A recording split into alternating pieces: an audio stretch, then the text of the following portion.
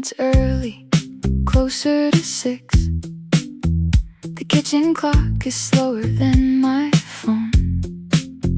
My jacket's on and my bag is closed. I've already checked the weather twice. A glass is drying beside the sink. The upstairs neighbor moves a chair. I stand between the window and the door with my keys pressed into my palm. If I leave now, I'll wait downstairs, so I stay exactly where I am. The minute hand will get me there. I don't have to help it alone. I'm a little early, that's all. I'll leave when the next song comes on. The first song ends before I notice. I let another one begin. The elevator opens on my floor, then closes without anyone. I fold the receipt inside my pocket, take it out and smooth it flat. A bus pulls in across the street. Two people hurry toward the doors. I could be halfway there by now. No one needs me there before the time. The minute hand will get me there. The traffic keeps moving below. I'm a little early, that's all. There's one more song before I go.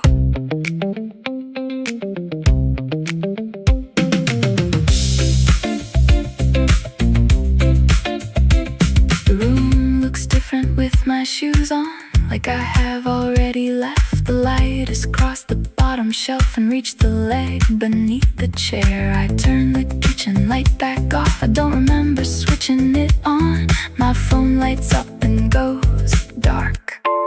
A notice from an app I never read. A delivery bike stops at the corner. The rider checks the number twice. The minute changes while I watch. I lift my bag and head outside. The minute hand moves once again. The song keeps playing as I leave. I was a little early, that's all. Now the hallway opens in front of me. I pull the door until it catches and take the stairs down to the street. Right on time.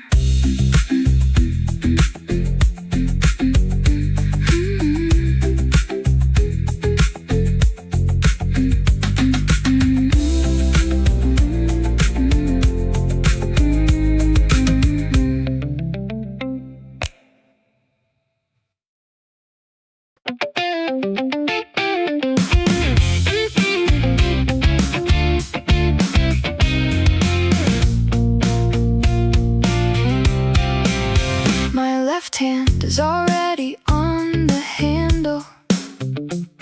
The strap keeps slipping off my shoulder. My phone lights up inside my other hand. Your name appears across the screen. The message starts with "I'm so sorry," then skips a line before the rest. Something came up, you can't get away. Could we move it to another day? The elevator passes on its way down. I let it go without pressing the button. 3 short lines on a bright screen. The room keeps going on around them. Water moves inside the pipes. A bus pulls off below the window. I type, "Of course, take care of yourself." Then read it back before I send. I almost add, "Don't worry," but it sounds like more than you asked. So I leave the answer simple. I send it before I add more. Your message shifts above my own. The screen goes quiet in my hand. The strap slips from my shoulder again. I catch it before it reaches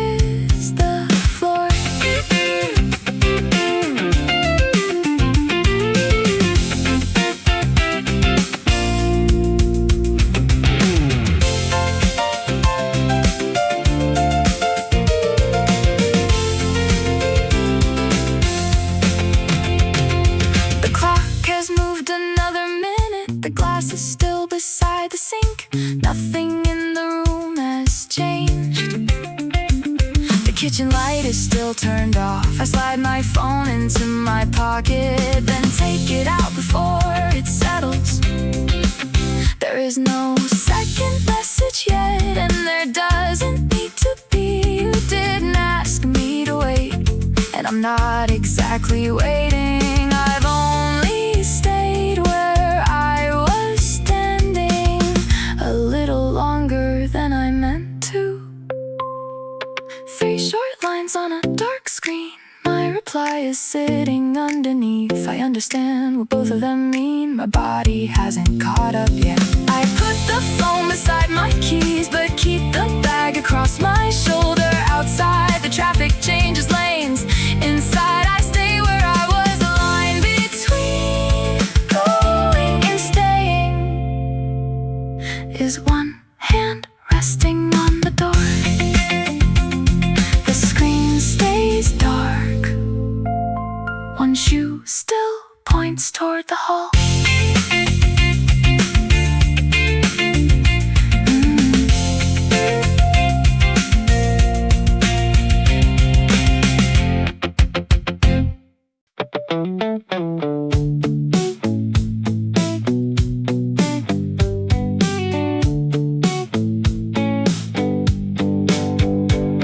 The screen goes dark after I send it. My thumb stays resting on the side. The handle is cool beneath my left hand. I let go and hear it settle back. The elevator stops somewhere below. A door opens, footsteps across the hall. I slip my heel out of one shoe and leave it angled by the wall. The other lace is still tied, my bag is still across my shoulder. I could put everything away, I haven't started doing that yet. The message is sent and the room stays quiet. My bag still hangs from my shoulder. I said next time, meant it. There's nowhere I have to be now. I leave the other lace tied. I sit down on the narrow bench. The wood presses through my coat. The route is still open on my phone. A blue line leading toward the station. I close the map without looking, then open the weather out of habit. It says the afternoon stays clear, as if that answers something. The loose shoe leans against the wall. The other taps once on the floor. Not keeping time with anything, just making sure that I am here.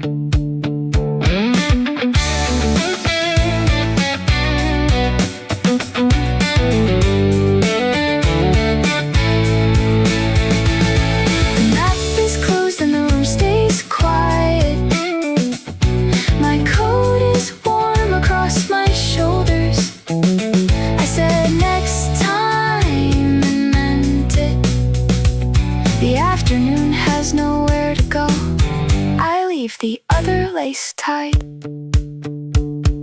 The hallway light clicks off outside. I wait until it comes on again, then set the loose shoe upright. But don't return it to the rack. My keys are still inside my hand. Their edges leave a little mark.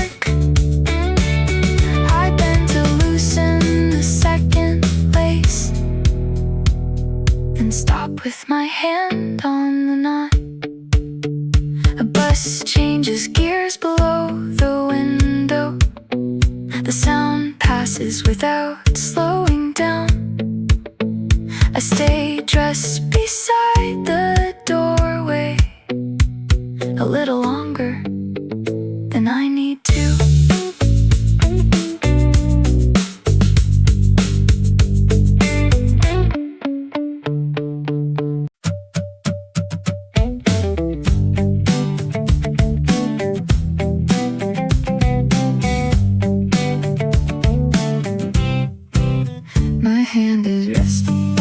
second lace, the knot is halfway loosened.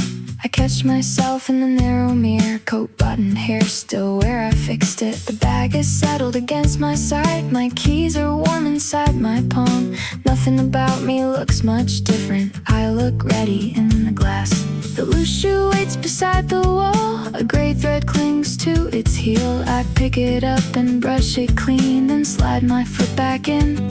I pull the laces to the same length and tie them without sitting down. I'm already dressed. That feels like reason enough. I could hang the coat behind the door, put the keys back in the bowl, fold the bag beneath the bench and let the afternoon close in. Instead I check the lock once, though I haven't opened it yet. There are streets I don't need to take and errands I don't need to invent. I don't have to name a place, the choice can wait until downstairs. I move my phone to the inner pocket where the screen can't catch my eye, then turn the handle all the way. The hallway light comes on, the plan is gone, the afternoon is not.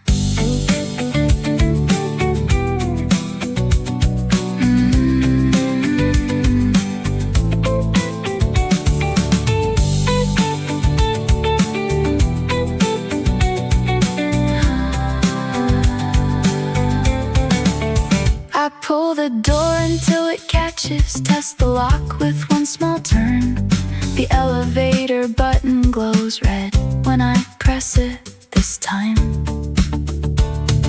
The cables start above the ceiling, a number changes over the door. In the mirrored metal beside me, my coat looks brighter than indoors. The doors part at the lobby, someone enters carrying groceries. I hold them with the side of my hand, then cross the tile toward the glass. No map is open on my phone, no message waits on the screen. The outer doors slide apart and the air reaches me first. I was already dressed. Now the door is behind me. The street goes in both directions. I leave the choice until the corner.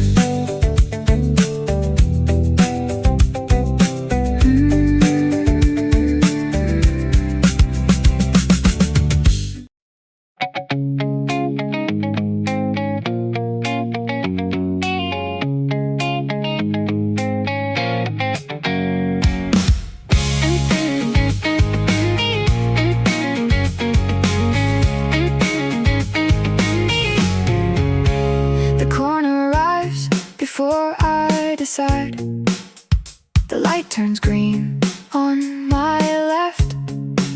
A man carrying a folded newspaper steps off the curb ahead of me. I follow the crosswalk beside him, then lose him on the other side. The station entrance is behind me. The bus stop sits across the road. My phone stays zipped inside my bag. The map remains unopened. At the next set of traffic lights, I wait with nowhere to be late for. No place in mind, the first green light can choose. I cross when the beeping starts and turn where the pavement widens. The afternoon keeps changing blocks. I let the next one come into view. A florist rolls 2 buckets outside. Water runs across the curb. A delivery bike leans by the bakery, its back wheel turning slowly. I pause beside a second-hand bookstore. 3 postcards fade behind the glass. The door is open but I pass it, keeping the same unhurried pace. The next corner offers one shaded street. I take it before the light can change. A dog pulls someone toward a tree. I move aside and let them pass. No shaded side can choose. I follow where the awnings start. Pass through boxes on the pavement. Each block arrives and falls behind before I need to name the next. At the fourth block, I open my coat and shift the bag to my other shoulder. The message stays where I left it, somewhere inside my pocket. A bus pulls away from the curb. Wind moves a receipt toward the gutter. I wait until it passes in front of me, then take the narrower street. Still no place in mind. A row of windows lies ahead. A chalkboard stands beside one doorway. The bell moves when somebody leaves. I recognize the cups behind the counter and slow down before the door. One window looks familiar. I reach the handle without hurrying.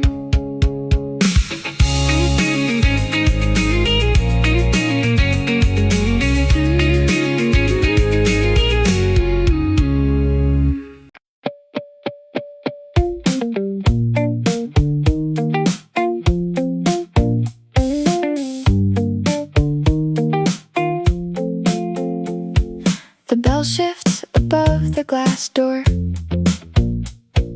The room smells faintly of toast. 3 people wait beside the counter. One checks the lid on a paper cup. The menu board has changed one corner. A summer drink is written there. I read the name from top to bottom, then look back at the usual list. The person at the register smiles and asks what I would like today. I ask for my usual before I can make it complicated. One cup beside the register, one name across the paper sleeve. No question, passing back and forth. I choose the thing I always choose. I tap my card against the reader. The screen turns green at once. The receipt curls out beneath it. I fold it twice and keep it. The grinder starts behind the counter, then stops before the milk begins. A spoon touches the metal sink. A cupboard door closes nearby. Someone carries 2 drinks past me, balancing them in either hand. The person making mine reaches over and writes my name across the sleeve. One cup waits beside the machine. My name leans slightly on the sleeve. No second straw beside the napkin. The order stays the way I said it. The lid clicks into place. My name is called only once. I lift the cup from the counter. Warmth settles through the sleeve. The first sip is not surprising. The sweetness lands where I expect. I move aside for the next order and pocket the folded receipt. One cup comes with me through the doorway. My fingers close around the sleeve. It tastes the same as every time. I do not read the board again. Outside, the shortest way runs right. I pause with the warm cup in my hand.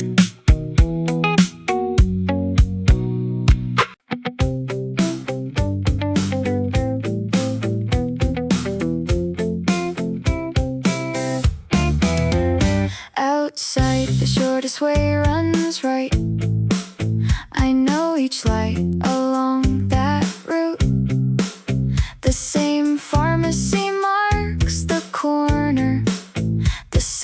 2 buses pass the school. The cup is warm inside my hand. A drop moves underneath the lid. The narrower street begins to my left. Its trees throw shade across the bricks. I watch the signal change behind me, then turn before it changes back. The direct route stays at my shoulder for half a block, then disappears.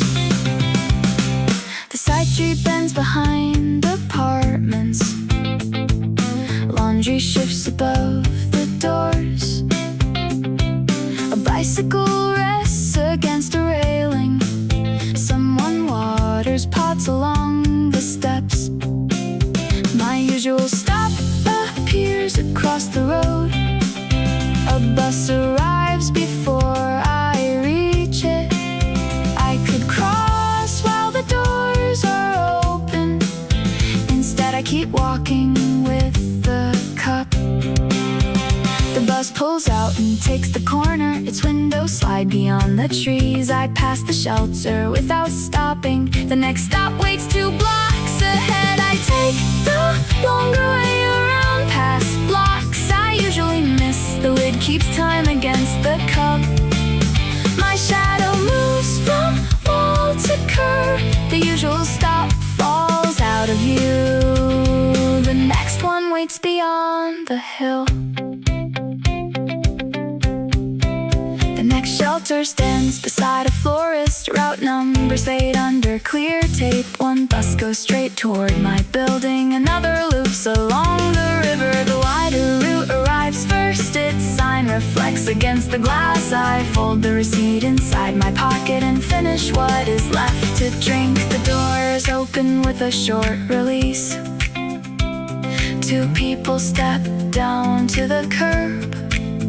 I move aside and let them pass, then tap my card and step inside. I chose the longer way around past blocks I usually miss. The empty cup is light in my hand.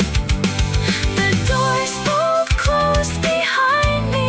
The usual route runs somewhere east.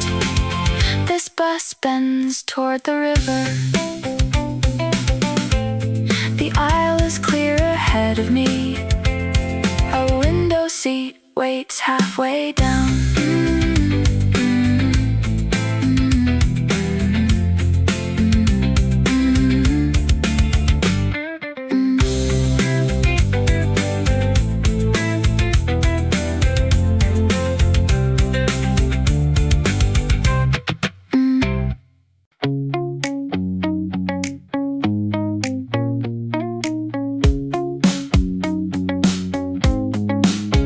I take the window seat halfway down. The vinyl is cool through my coat.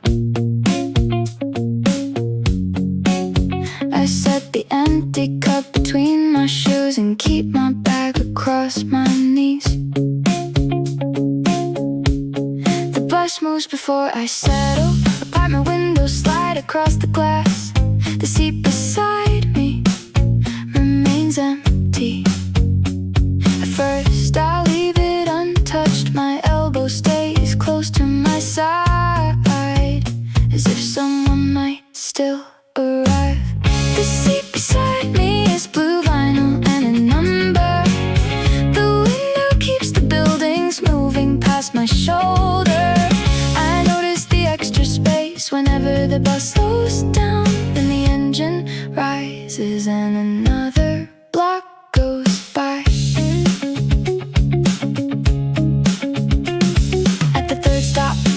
Students board. One takes the seat across the aisle. The other stands beside the door and turns to face the route map. No one asked me to move my things. I lift the bag from my knees, then place it on the cushion beside me. The strap lies flat beneath my hand. The empty cup rolls once near my shoe. I catch it before the next turn. The seat beside me holds my bag and nothing more. The window keeps the river level with my shoulder. I forget the extra space whenever the bus turns, then notice only when the sunlight crosses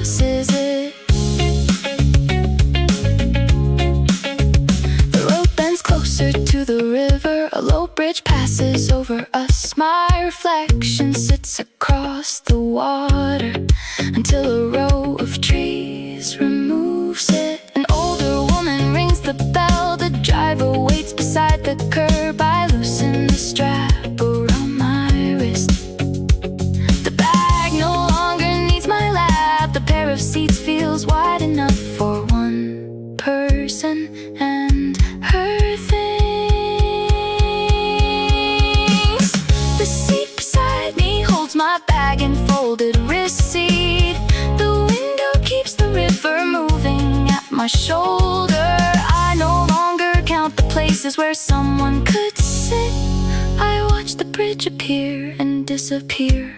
Behind us we pass beneath the second bridge. The seat beside me is only a seat.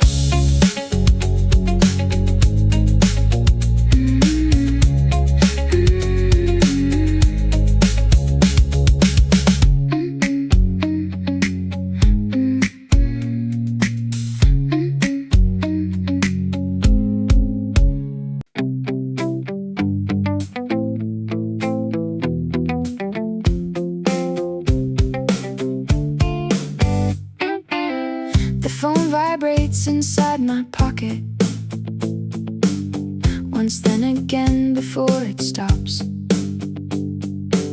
I take it out above the folded bag. The screen lights both my hands. No second message from the morning. A delivery notice sits on top. The weather has changed by 1 degree. A group chat has 6 new lines. I open one and close another, then scroll farther than I meant to. The river slips behind an office block. I miss the name of the next stop. The screen reflects against the window. Its reflection covers half the view. I turn the phone face down beside me. The dark screen rests against the back. The bus keeps moving by the river. I let the next vibration wait. A row of trees returns outside. Their shadows break across the aisle. A cyclist waits beside the crossing, 1 foot balanced on the curb. 2 people argue with a paper map, then laugh and turn it upside down. The driver slows beside the market. Crates of peaches fill the pavement. A child draws circles on the glass. Her sleeve erases half of them. The phone vibrates once beneath my hand. I leave it where it is. The stop announcement comes through clearly. I hear the whole name this time. The route display changes overhead. My usual stop is still 6 away. The bag stays on the seat beside me. The phone stays dark beneath my palm. We leave the river at the corner and enter streets I rarely use. A narrow shop appears between 2 houses. Its door is painted faded green. Plants lean against the lower window. A handwritten sign swings on a string. I see it only for a moment before the bus begins to pass. My hand moves toward the stop button without turning the screen back over. The bell sounds above the driver. I return the phone to my pocket. The screen stays dark against the lining. The bus slows beside the painted door.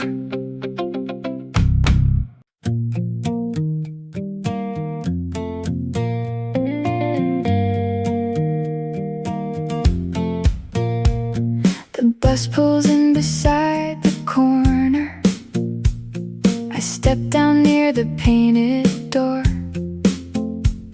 The sign above it leans a little.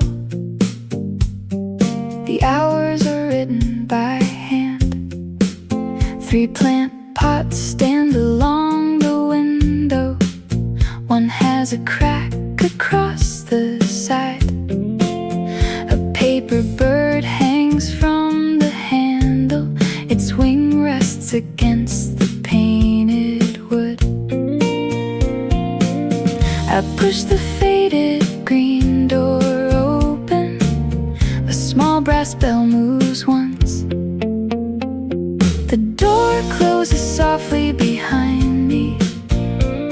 The bell stops moving overhead. I stand just inside for a moment, with nothing particular to find. There are blue cups on a narrow shelf and wooden frames below. A box of postcards by the register is marked 241. The woman working at the counter folds tissue around a bowl. She asks if I need help with anything. I tell her I am only looking. She nods and moves a stack of boxes, then turns the radio down. A floorboard sounds beneath my left foot. The next one does not. I follow the shelves around the room, past linen clothes and candle holders. A little dish with an uneven edge sits by itself beside the window. It is blue around the outside, the middle is a cloudy white. I pick it up and turn it over. There is no label underneath. The woman says it came in yesterday, along with 3 that did not match. She finds a price inside a notebook and writes it on a paper tag. I hold the dish against my palm. It is lighter than it looks. Outside another bus goes past without making me look up. I set the dish beside the register. She reaches underneath for paper. She folds the top down twice and passes it across the counter. The phone stays quiet in my pocket. The bag rests lightly in my hand. The door opens softly before me. The bell moves once again. I came inside with nothing planned. The blue dish leaves the shop with me.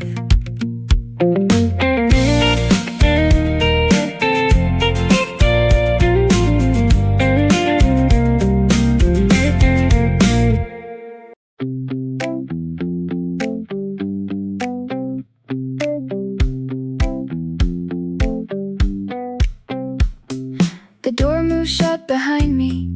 The paper bag changes hands. The tissue shifts around the dish each time I change my grip. The shop window holds my reflection between the cups and wooden frames. The green door stays there for a moment, then disappears behind a van. A bus bends around the corner. I cannot see its number. The one I left is farther down the road. I do not look for another. The bag swings lightly by my coat. The crossing changes up ahead. I step forward with the crowd. A restaurant sets out its chalkboard beside 2 metal chairs. Someone turns the letters on the window from lunch to evening meals. The clock above the pharmacy is showing 7:40. I thought the hour would move much slower when I first left the house. I passed the street where I would turn if I were meeting anyone. The signal changes while I wait. I continue toward my block. The bag rests lightly by my coat. My own street is up ahead. I turned aside the blue lit glass. The laundromat begins my block. Blue dryers turn behind the glass. A woman folds a striped towel without looking at the clock. I take my keys out near the entrance. I move the bag to my left hand. The lobby light comes on above me before I reach the door. The elevator mirror catches my jacket in the folded bag. The number 5 lights overhead. The doors open at my floor.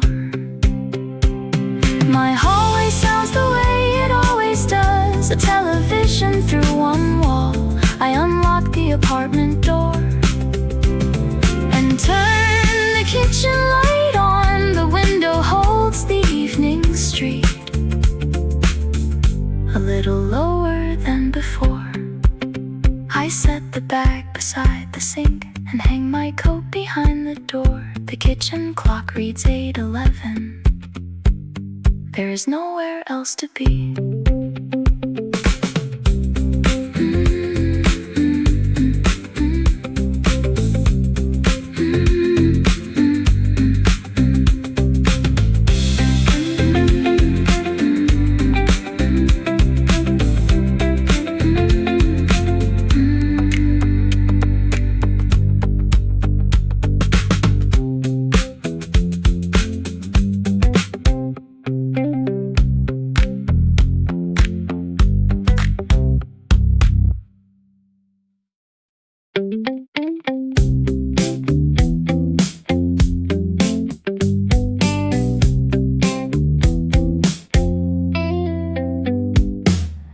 I set the bag beside the sink and hang my coat behind the door. The folded top has come undone. The handles lean against the drawer. The receipt slips onto the counter with the shop name printed faintly. I place it underneath my wallet and pull the tissue open. The blue dish sits between the folds. Its uneven edge catches the light. I lift it out with both my hands and leave the paper in the bag. I turn the kitchen tap on low and rinse the dust away.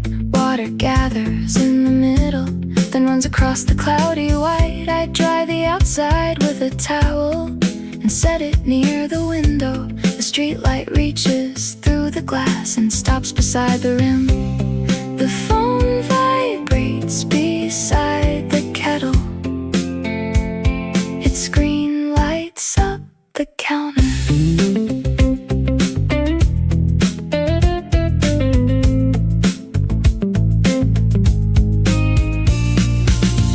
Sorry again about tonight, I owe you one next time. Tell me which day works for you. I promise I will keep it free. I read the 4 lines from the top, then place the phone beside the dish. The calendar is still unopened on the other side of the screen. I type no need, really, and leave the cursor there. I add another night is fine, then read the answer once. There is no careful second version, no softer phrase to find. The sentence sounds the way I mean it. I press the arrow by the text. The reply turns blue beneath my thumb. The time appears beside it. I leave the phone beside the kettle and fold the tissue flat. I do not open the calendar or choose another day. I dry the middle of the dish and carry it toward the doorway.